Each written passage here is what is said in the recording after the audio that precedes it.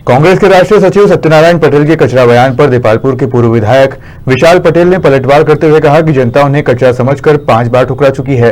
राम की राह पर चलने वाला व्यक्ति अगर राम का दामन थाम रहा है और ऐसे व्यक्ति को अगर कोई व्यक्ति कचरा कहे तो उसकी सोच पर धिक्कार है।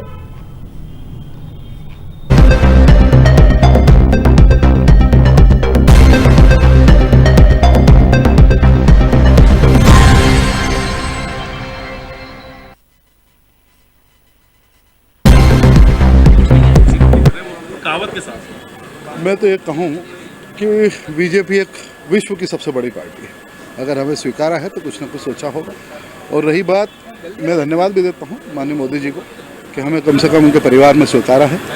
और रही बात सत्यनारायण पटेल की कि वो कहते हैं कचरा, तो मैं तो ये कहूँगा कि जनता ने उन्हें पहले ही कचरा समझकर 5-5 बार ठुकरा दिया है, तो ये खुद समझ सकते हैं कि कचरा कौन है।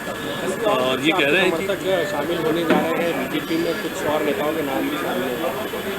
निश्चित तौर पर कहीं ना कहीं एक आस, एक विश्वास जो राष्ट्रहित की बात करता है उसमें हर एक व्यक्ति को विश्वास है।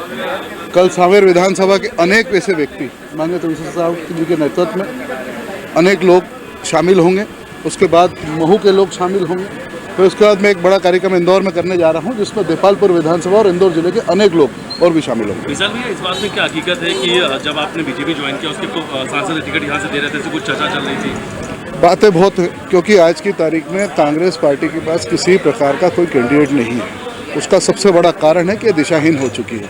आज भी इतना बड़ा इंदौर शहर होने के बाद और बातें करते हैं कि लाखों कांग्रेसी हैं, लेकिन एक कैंडिडेट नहीं मिल रहा है। ये आप खुद समझ सकते हैं कि जीतू पटवारी जी की मंशा क्या चुनाव लड़ने के लिए कांग्रेस की तरफ हमेशा ही बरकरार रही है और हमेशा ही कहते आए। क्या आपने हमें बोली थी? किसी प्रकार की मुझे मालूम है कि डूबते नैया में पाँव में नहीं रखूंगा। सत्यनारायण पटेल तो कह रहे हैं कि किसी की माँ के दूध में ताकत नहीं है, कोई बीजेपी ज्वाइन कर ले करा दे। कोई किसी को कराना या किसी को नहीं कराना ये मैं नहीं समझता हूँ। व्यक्ति विशेष अपना खुद का निर्णय लेता है।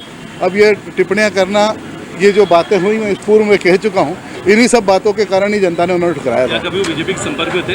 निश्चित तौर पर पहले भी आपने देखा होगा, उस परिवार का आप ही मीडिया के माध्यम से ही पता लगता था कि रोज कहीं ना कहीं वो संपर्क में थे।